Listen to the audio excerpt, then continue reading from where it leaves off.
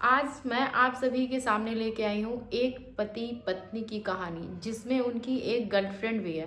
तो देखिए पति अपनी पत्नी को, अपनी पहली पत्नी को कैसे घर से निकाल के और अपनी गर्लफ्रेंड से शादी करता है। ऐसे लोगों की मतलब क्या ही बोले, समाज में कोई इज्जत नहीं होती है और भगवान के दरबार में तो भाई नरक का भी जीवन नहीं मिलता। तो आइए इस कहानी को देखते हैं और कुछ सीखते हैं।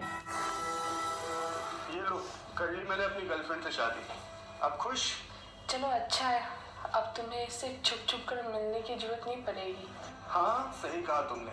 और जो है अब तुम्हारे सामने है और सब कुछ तुम्हें पता तो चल ही चुका है, तो अब तुम इस घर को छोड़कर जा सकती हो। ठीक है, बस अब तुम हमेशा खुश रहेगा। अब खड़े खड़े हमारी शक्ल क्या देख रही हो? जाओ, एक्सक्यूज मी, गेट आउट।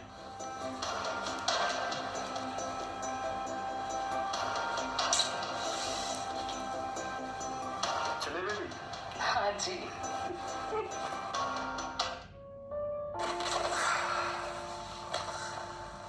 यारो पास्ता खाना लगा दो, बहुत थक गया हूँ मैं। खाना? अरे यार, मैंने ना आज खाना नहीं बनाया है।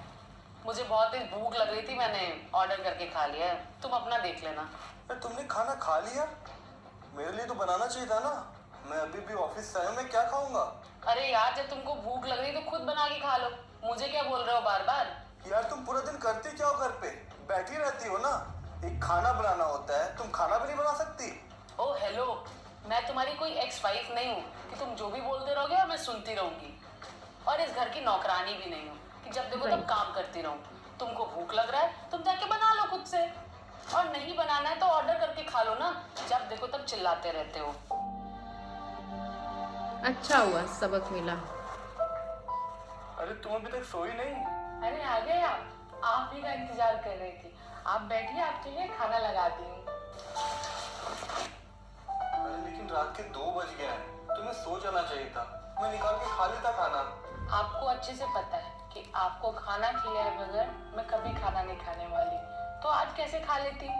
और वैसे भी खाली पेट ना मुझे नींद नहीं आती। क्या मतलब? तुमने भी खाना नहीं खाया है?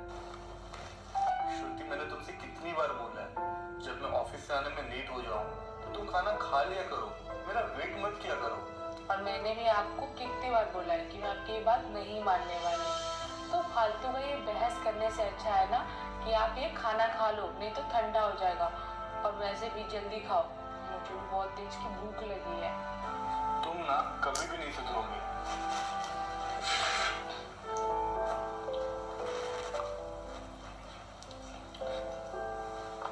वैसे एक बात बताओ, खाने में टेस्ट है फिर तुम्हारे हाथों में? बटरिंग मत करो, चुपचाप खाना खाओ। खाना तुम भी। याद आई अब पहली वाइफ की? उपासना, वो मुझे तुमसे कुछ बात करनी है। हाँ बोलो। वो एक्चुअली आज शाम को मेरे मम्मी पापा आ रहे हैं। क्या? हाँ, वो दोनों ना शाम तक आ जाएंगे, तुम उनके लिए कुछ अच्छा सा बना देना। उनको ना पनीर की सब्जी बहुत पसंद है, तुम ना पनीर की सब्जी बना देना उनके लिए। तुम्हारे मम्मी पापा यहाँ आ रहे हैं? हाँ तो क्या हुआ? तुमने मुझे पहले क्यों नहीं बताया? और किससे पूछ के तुमने अपने मम्मी पापा को यहाँ बुलाया है? हाँ तो क्या हुआ? ये घर मेरा है और मेरे मम्मी पापा को यहाँ आने के लिए किसी से परमिशन लेने की जरूरत नहीं है।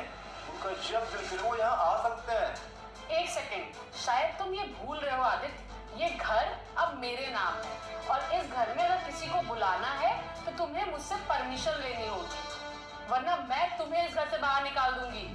ये क्या बकवास कर रही हो तुम? मैं बकवास नहीं, सच बता रही हूँ। अच्छा, तो मुझे अब समझ आया।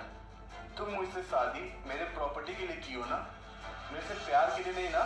तो तुम्हें क्या लगा मैं तुम्हारे प्यार में पड़ गई? नहीं, मैं तुम्हारे पैसों के लिए ही थी। यार उपासना, मैं तुमसे कितना प्यार करता हूँ। मैंने तुम्हारे लिए अपनी बीवी तक को छोड़ दिया और तुम। यही होता है, जब आप अच्छी चीज़ों को छोड़ देते हैं ना तो गंदी चीज़ें आपके हाथ लगेगी। तो जैसे आपकी शादी हुई थी और आपने अपनी पत्नी को खो दिया और आप दूसरी औरत के चक्कर में अपने पूरे स्वर्ग जैसे घर को अपने हाथों से ख़राब कर दिया। अब भुगतिए।